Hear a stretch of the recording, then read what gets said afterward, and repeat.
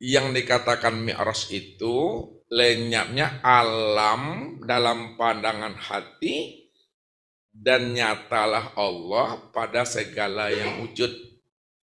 Jadi kalau alam telah hapus dalam pandangan hati, maka ketika itu nyatalah Allah bahwa Allah itulah sebenarnya yang wujud pada sekalian alam.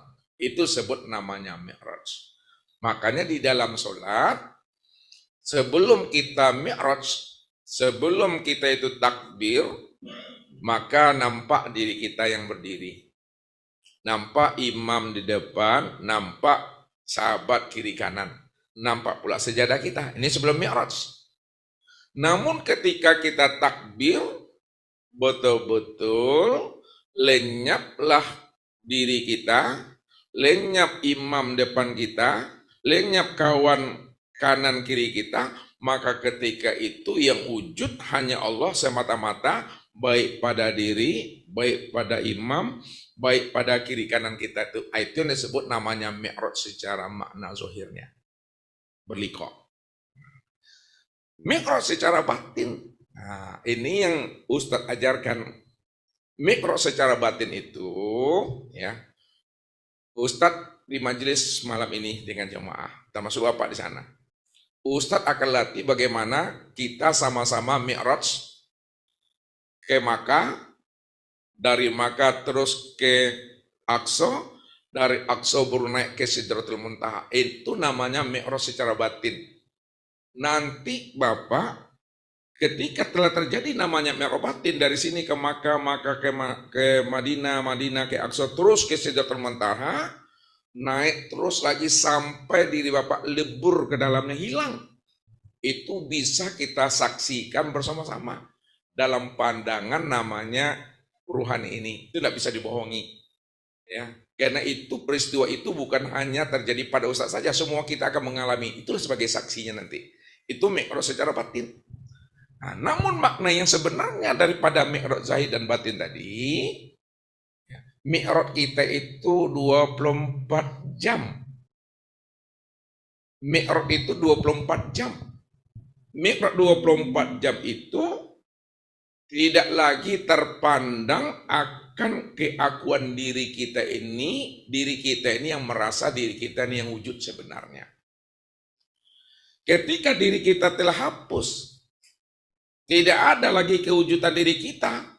Pada saat itu kita disebut namanya sudah Mi'raj, sudah lenyap alam ini dan diri kita ini yang tinggal hanya Allah semata-mata. Ini yang mesti dilatih. Sehingga tidak tertilik sama Tuhan, tidak kelihatan oleh Allah, tak nampak oleh Allah bahwa diri kita ini yang melihat.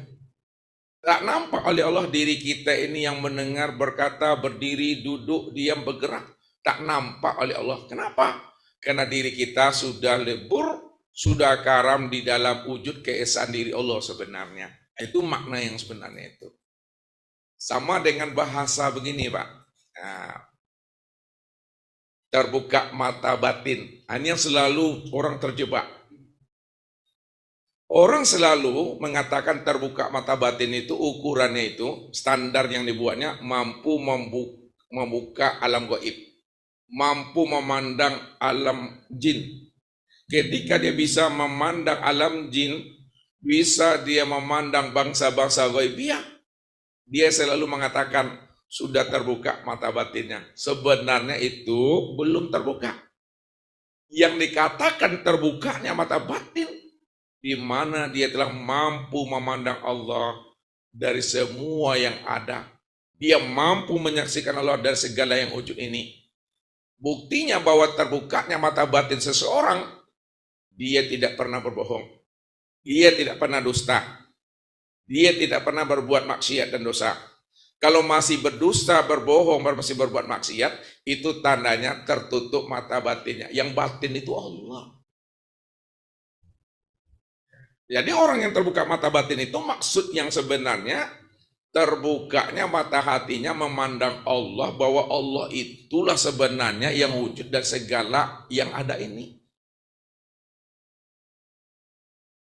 Sehingga dia tidak lagi Dalam bahasa Ustadz, tidak ada lagi namanya dusta dan bohong itu. Kalau masih dusta, kalau masih ada bohong, berarti belum terbuka mata batinnya bersama Allah itu. Itu ukurannya Allah, bukan alam gaib ukurannya, bukan memandang jin ukurannya orang yang terbuka mata hati, tapi adalah Allahnya di sana.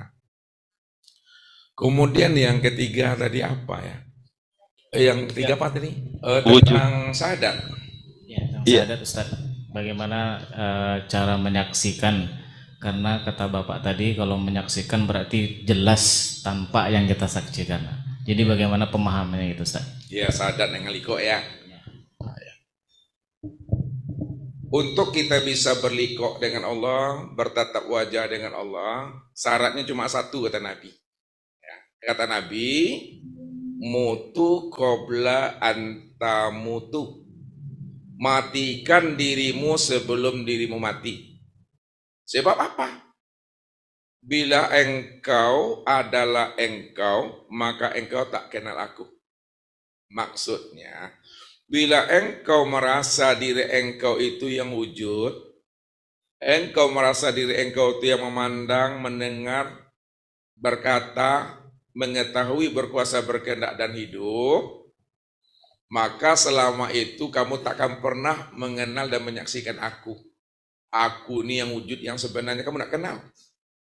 Aku ini yang melihat dan mendengar sebenarnya kamu, tapi kamu tak kenal. Aku ini yang hidup sebenarnya, namun kamu tak kenal. Apa sebabnya? Karena kamu merasa engkau juga punya wujud dirimu. Tapi apabila engkau bukanlah engkau, pasti engkau kenal akan aku.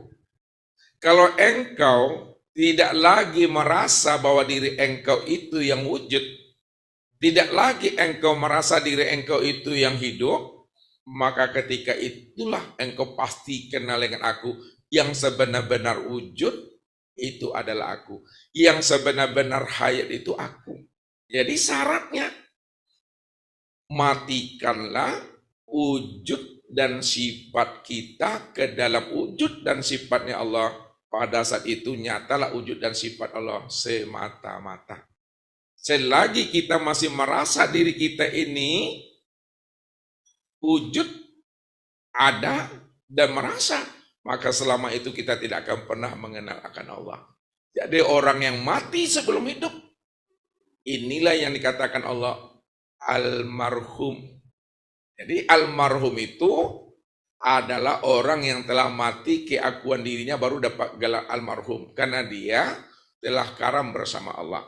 Tapi kalau dia masih wujud, masih merasa dirinya yang ada, maka gelar yang diberi Allah namanya al-mal'un. Selagi dia merasa dirinya yang hidup, melihat dan mendengar, itu al-mal'un, orang yang dilaknat Tuhan. Pada saat itu, dia telah merampok haknya Allah sebenar-benarnya. Jadi, kesimpulan untuk berlikok dengan Allah, bahasa yang mudah kita sampaikan, sadari sesadar-sadarnya bahwa diri kita ini la haula wala quwata illa billah. Sadari sesadar-sadarnya bahwa diri kita tidak pernah ada sama sekali.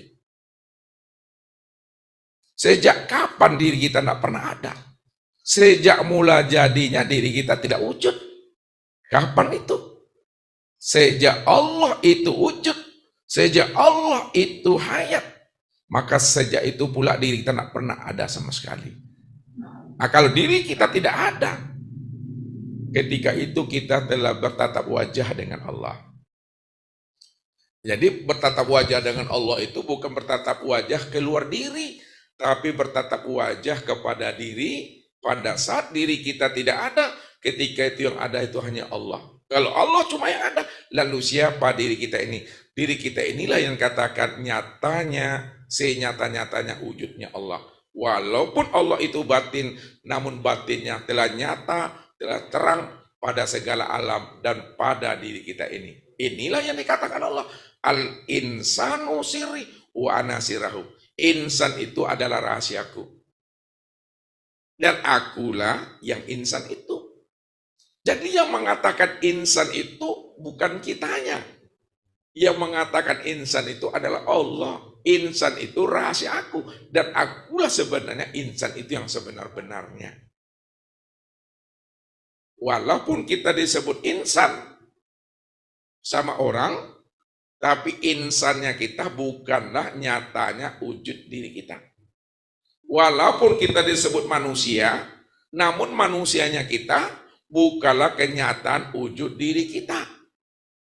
Kalaulah manusia itu bukan nyatanya wujud kita, kalaulah insan itu bukan nyatanya wujud kita, lalu siapa insan dan siapa manusia itu? Insan dan manusia itu ya aku, kata Allah. Wallahu nafsiyun wa ana nafsau wujudahu. Allah itu yang diriku, dan diriku itulah nyatanya wujud Allah. Allah berkata kepada dirinya yang disebut namanya dengan insan. Padahal insan itu adalah Allah itu sendiri. Nah, itulah kalam batin yang ada di dalam diri kita ini. Nah, jadi insan itu bukannya Bapak, bukannya Ustadz. Insan itu adalah nyatanya diri Allah yang bernama Muhammad. Muhammad itulah yang disebut namanya rupanya Allah. Muhammad itu yang dikatakan kewujudan Allah. Karena Muhammad itu adalah sifat daripada dirinya. Yang ketiga, syahadat. Nah, syahadat itu, ya, kalau kita buka dia, asyhadu an la ilaha illallah wa asyhadu anna Muhammad Rasulullah. Aku bersaksi tidak ada ilah melainkan Allah. Itu namanya syahadat tauhid. Walaupun itu syahadat tauhid, ya. Namun yang mengatakan asyhadu alla ilaha illallah itu adalah Muhammadnya di situ. Ya. Kata Muhammad, aku bersaksi tidak ada ilah, ya, melainkan hanya Allah. Nyata pada diriku rupa ruh itu. Baru ada kesaksian dari Allah. Wa asyhadu anna Muhammad Rasulullah. Itu disebut syahadat Rasul. Walaupun itu syahadat Rasul, tapi itu diucapkan oleh Allah. Aku juga bersaksi, kata Allah, bahwa Muhammad itu adalah pesuruh aku. Muhammad itu adalah wujud diriku, rupa tubuh. Jadi Allah menyaksikan dirinya dengan dirinya sendiri yang disebut namanya Muhammad.